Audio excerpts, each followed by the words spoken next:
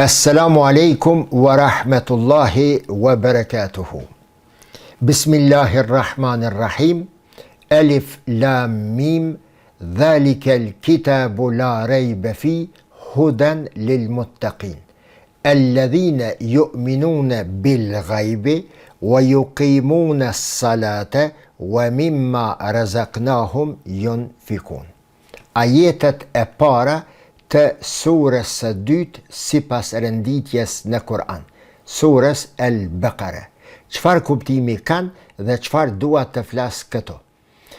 Po përqendrohem në esencën e kësaj sure. Kur'ani po thot, libri i Allahut, dhalika al-kitab, ky libër të cilën sapo e lexove, ky ajet dhe të gjitha ajetet e këtij libri, la rejbe fi, nuk ka kur far dyshime, kur far gabime, kur far skadime në kohë, në hapësirë të ajeteve të cilat i lexuat. Si të tilla këto ajete dhe si i till kjo tërsi, ky Kur'an, kjo tërsi e këtyre ajeteve, hudan lil muttaqin.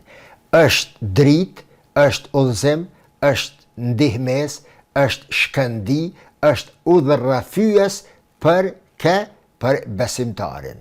Bile për cilët besimtar, ata të cilët me veprat e tyre kanë dëshmuar dhe punojnë për të dëshmuar se janë muttaqi, se janë takwa, se janë të devotshëm. Kënd i quan Allahu Gjelle Shanuhu. Sipas kësaj sure të devotshëm, kush janë të devotshmit sipas Allahut, alladhina yu'minuna bil ghaib. Fillimisht ata të cilët i besojnë bindshëm Allahut dhe çdo gjëje që është transcendentale, gajbijate, të cilat edhe nëse nuk i shohim, obligohemi që ti besojmë. Pra, të parët janë ata të cilët besojnë në ghaib, e dyta ata të cilët yuqimuna as-sala, e mbajnë lidhjen me nyje të fortë mes vete me atë që i besojnë. Pra, alladhina yuqimuna as-sala, ata të cilët e falin namazin, apo ata të cilët bëjnë dua tek Allahu, apo ata të cilët mbështeten në Allahun, ata të cilët shpresojnë në Allahun, në fuqinë e Allahut, dhe ata të cilët punojnë vepra të mira për njerëzimin, për hir të asaj që i ka porositur Allahu. Të gjitha këto forma janë forma të lidhjes të cilën Allahu e dëshiron prej njeriut. Yuqimuna as-salate. Pra, përveç namazit klasik të cilin e falum, edhe me forma të tjera ne e mbajmë ndërlidhjen me Zotin ton. Wa mimma razaqnahum yunfikun. Pastaj kategoria e tretë e të devotshmëve sipas Kur'anit është kategoria e njerëzve të cilët u japin të tjerëve në format të ndryshme nga ajo që i është dhënë prej Allahut, nga ajo që e kanë fituar halal me djersën e tyre. Jo çdo cent të cilën ti e fiton me djers të takon vetëm tyje. Një pjesë e saj u takon edhe besimtarve, familjarve, farefisit, miqve, shoqërisë në përgjithësi. Pra, Allahu kërkon nga ti, nga ajo që ti e ke fituar, të mos e gëzosh vetëm ti si individ dhe vetëm familja e jote e ngushtë, por edhe të tjerët. Forma e shpërndarjes së pasurisë, të cilën e kemi fituar, apo na ka dhuruar Allahu, është disa formëshe, ose nëpërmes ndihmave humanitare, ose nëpërmes investimeve që e bëjmë në mënyrë që të përfitojnë edhe të tjerët, të zhvillohet shoqëria, të zhvillohet vendi ku je aty, t'ja shohin hajrin edhe të tjerët, po aq sa edhe ti ja sheh hajrin. E dyta është forma obligative e cila quhet zeka dhe në gjuhën shqipe përkthehet si pastrim, pastrimi i pasurisë nëpërmes dhënies së zakatit. Në shuma të caktuara, shuma këto të cilat janë caktuar në përkohë të ndryshme në sasina të ndryshme. Ajo e cila është caktuar, ajo shumë e cila është caktuar në kohën e pejgamberit alayhi salatu wasalam, Rasulullahu e ka caktuar sipas nevojave dhe dinamikave të kohës së vet. Me që Kurani nuk e ka specifikuar sasin e dhënies së zakatit, por e ka lënë në dorën e njeriut, fillimisht në dorën e Muhammedit alayhi salatu wasalam, si njeri që ishte, atëherë i bie se caktimi i normës apo i sasisë së zakatit mbetet çështje për të cilën duhet të vendosin gjeneratat e muslimanëve deri në ditën e kiametit. Nëse në një kohë ka qenë e nevojshme 2.5%, ka pas raste kur ka qenë e nevojshme edhe më shumë. Ka pas raste që nuk ka pas nevojë me u dhënë zakati, nuk kanë gjetë të varfër në kohën e Omer ibn Abdulazizit. S'ka njerëz që e meritojnë apo duhet t'u jepet zakati, dhe me që besimtarët duhet ta japin një pjesë të saj, një 2.5% të themi, atëherë Omer ibn Abdulazizi vendos që nga ky zakat apo ky zakat, kjo sasi e parave t'u jepet të sapomartuarve apo atyre të cilët fillojnë ta sëndërtojnë jetën e tyre pas martese. Pra një zbukurim apo një sëndërtim i një jete më të mirë. Ama gjithsesi një pjesë e asaj të cilën e ke fituar me djers, ju takon edhe të tjerëve. Tema e sonte këto ka të bëj me çet pjesë, me zakatin. Zakati si pastrim i pasurisë apo si një pjesë e pasurisë sate që dohet të jepet të tjerëve. Kujt dohet dhe mund t'i jepet zakati apo edhe zakatul fitr, që po e quajmë ne sadakatul fitri. Kurani i specifikon natyrisht 8 fonde ku derdhet, ku jepet zakati. E para është, sipas Kur'anit, Bismillahirrahmanirrahim, innamas sadaqatu, sadakaja, dhënia, zakati, lil fuqarai, ju jepet 1 të varfërve, 2 wal masakin, të varfërve të cilët nuk deklarohen apo nuk shkojnë me u anku dhe me kërku e lëmosh, por që dihen se janë të varfër.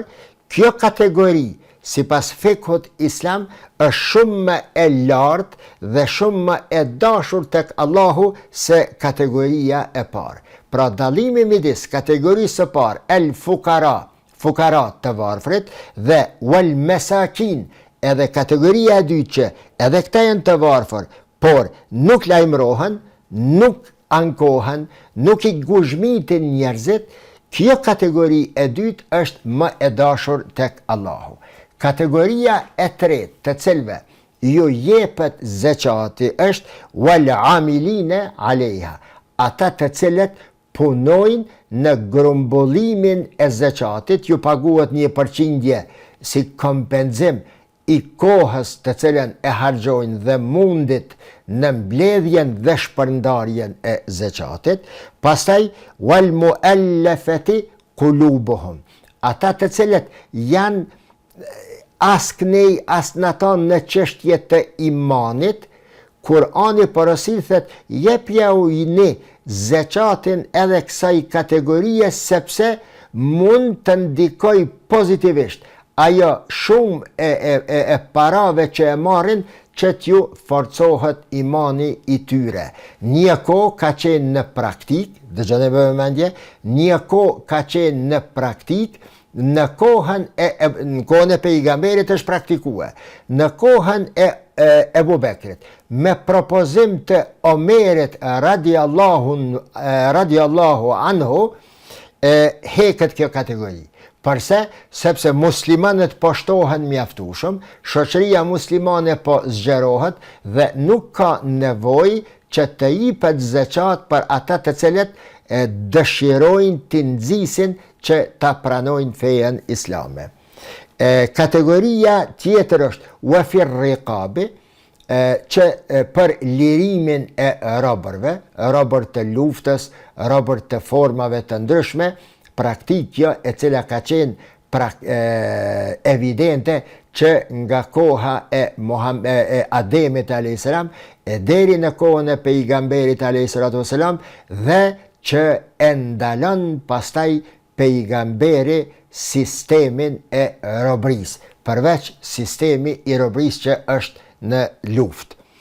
Pastaj, wal gharimine, zeqati ju jepet edhe atyre që janë ngulfatur në borxhe për t'u ndihmuar që ta të i kalojnë situatën, wa fi sabilillah, dhe ata të cilët janë në rrugën e Allahut, koncentrohuni në këtë, wabn as-sabil, edhe ata të cilët janë në rrugë. Rrugëtarët kanë nevojë për ndihma materiale që të mrinë në cakun ku janë nisur. Sipas nevojave, rrethanave, kohëve, në për kohë të ndryshme, zeqati i është dhënë njerëz prej këtyre kategorive, apo 2, apo 3, apo të gjithave, varësisht sipas nevojave të kohës. Në dekadat e fundit, mos të them në shekullin e fundit, dietarët më të shquar musliman, ata të cilët kanë vizion të shëndosh dhe shohin edhe për te i gardhi, shohin matan rreshtave, shohin mes rreshtave të jetës, kanë pru fetfat e tyre se zeqati më së miri është sot që të jepen atyre që janë fi sabilillah, në rrugën e Zotit. Në rrugën e Zotit, meq, mos e kuptoni këto në rrugën e Zotit që ka të bëjë diçka me shumë specifike, me xhami ose me jo. Me rrugën e Zotit, ata të cilët i besojnë Allahut dhe janë kontribus në shoqëritë e tyre. Fi sabilillah është njeriu i cili punon për të mirën e shoqërisë në emën të Zotit, për hir të Zotit dhe natyrisht me dashuri për të mirën e njerëzve të cilët i rrethojnë. Pra, fi sabilillah është caktuar që të jepet për këtë kategori. Shtrohet pyetja, po kujna t'i thuhet më sakt, kush janë ata brenda kësaj kategorie fi sabilillah që do ta meritonin zeqatin? Një numër i madh i dietarëve bashkohor kanë vendos, kanë pru fetva, vendimin e tyre, konsenzusin e tyre se këta fi sabilillah janë studentët, janë nxënësit, janë kërkuesit e dijes, e sidomos në vende ku muslimanët janë pakicë. Pra, jo në vendet muslimane, ku institucionet fetare, medreset, xhamin janë në brenda sistemit financial të shteteve, por në shoqëri në të cilat besimtarët musliman nga kontributet e tyre i mbajnë xhamit dhe institucionet edukativo arsimore, fetare në veçanti, atje pra ku janë jashta për kujdesit financial të shteteve. Një nga këto shtete sot është edhe Kosova. Fetfaja përfundimtare dhe vendimtare e dhënjes së sadakatul fitrit, zeqatit, kurbanave, lëkurave të kurbanave për medrese në ish Jugoslavi fillon shumë herët, ndërsa në Kosovë, që nga vitin 1967 me fetvën si i pari që e jep Haxhi Jetish Efendi Bajrami, atë bot mufti i Gjilanit dhe 7 komunave të tjera të asaj pjeset të Kosovës. Dhe ky, me vendimin e tij, në bashkëpunim me riasetin në konsultim me riasetin e ish Jugosllavisë në Sarajev, e bje vendimin si personi i parë dhe hoxha i parë që sadakatul fitrin, të cilën e ka mbledh atë botë në Gjilan, ta dërgon për medresen në Prishtinë. Që nga ajo kohë e deri në ditët e sotshme, kjo praktik, kjo fetva, ky qëndrim dhe ky vizion, të cilën unë e konsideroj brillant dhe shumë jetë gjatë që duhet të jetë, fillon nga viti 1967 dhe duhet të vazhdoj edhe sot e tutje dhënia e zeqatit dhe sadakatul fitrit për medrese. Po mos të ishte ky vizionar, i cili e bie këtë vendim në kohën e Jugoslavisë socialiste komuniste, ku shteti jo që ka ndihmuar, por e ka shtyp Bashkinë Islame, i ka shtyp institucionet edukativo arsimore të Bashkisë Islame, ka bë presionet të egra mbi hoxhallarët, në mënyrë që të mos e zhvillojnë aktivitetin e tyre, po të mos ishte ky vendim i asaj kohe i Haxhi Jetish Efendi Bajramit, si do të mirëmbaheshin dhe nga ku do të financoheshin medreset. Atëherë ka qenë një medrese dhe më pastaj bëhet e Gjilanit e Prishtinës, pastaj FSI-ja dhe të ngjashme. Pra, një vendim i këtill, i bazuar në Kur'an, në njërin kategori të këtyre 8 kategorive që i përmend ky ajet, është një vendim bravaros, dhe të cilin unë mendoj se duhet, jo vetëm mendoj, por insistoj dhe i palekundër jam në këtë, se kategoria që më së shumti ka nevojë për zakatin dhe zakatul fitr është kategoria fi sabilillah, dhe në të cilën hyjnë institucionet fetaro arsimore në Kosovë. Dhe kjo mendoj se do të jetë edhe në Maqedoni, në Shqipëri nuk e di se si financohet Bashkia Islame e Shqipërisë, nga shteti apo nga popullata, borimet financiare të tyre nuk i di, por të Kosovës, të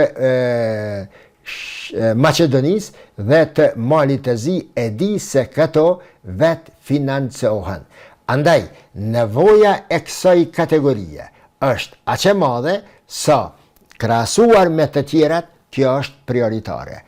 Shtrohet pyetja, a nuk dohet të ndihmohen edhe kategoritë e tjera, fukarat? Po natyrisht se dohen.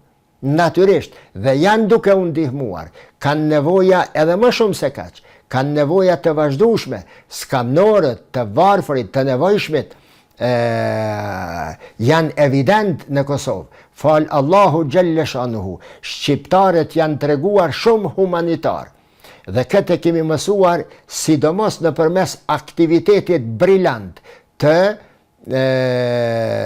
hoxhës së dashur Efendi Kastratit, në Shqipëri të tjeret, Elvis Efendi Naçi, dhe të tjerë të cilve nuk jo dihen emnat e as mbi emnat, por që dëgjojmë se filanit i është ndërtue shtëpia, ati tjetërit i është ndërtue diçka tjetër, janë dhënë mjete për studime në fakultet, në master, në doktorat dhe të ngjashëm. Pra, Halil Efendi Kastrati është një simbol, një emër i madh, por një simbolik e humanizmit brillant të treguar nga shqiptarët. Si ne këto që jetojmë në gjeografinë shqiptare, si të tjerët që jetojnë në diasporë. Andaj, ata të cilët e kundërshtojnë këtë qëndrim, timin dhe të njerëzve si unë që mendojmë kështu, mund të kenë të drejtë, sepse nuk janë vetëm këta që e meritojnë zekatin. Ka dhe kategori të tjera, por unë mendoj se çështjet ka njëherë dohet shikuar edhe me një lupë që sheh edhe përtej kodre.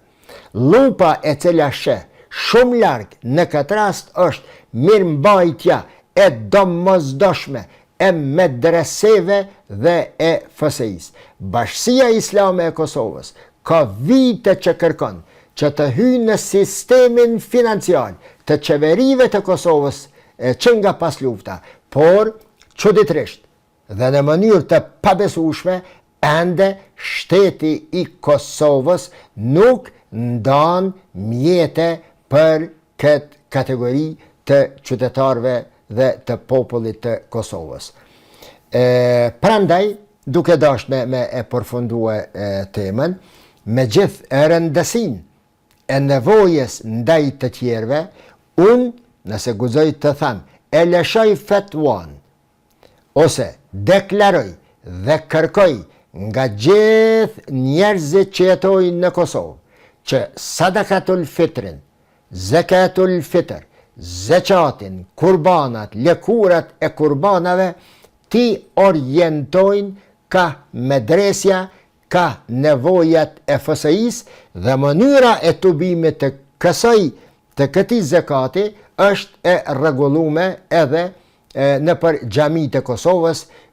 Imamët i kanë ata blokat kur e pagun zekatin, e merr blokin sa ke pague dhe kështu me radhë. Duke ju dëshiruar një natë të mirë, duke bërë dua tek Allahu i Madhërisht të na ketë pranuar çdo vepër të hajrit që e kemi bërë, agjerimin në krye, namazin që e kemi krye dhe të gjitha ibadetet tjera, veprat tjera kontribuese për njëri tjetrin, ju dëshiroj shëndet e deri në videon e radhës. Wassalamu alaikum wa rahmetullahi wa barakatuhu.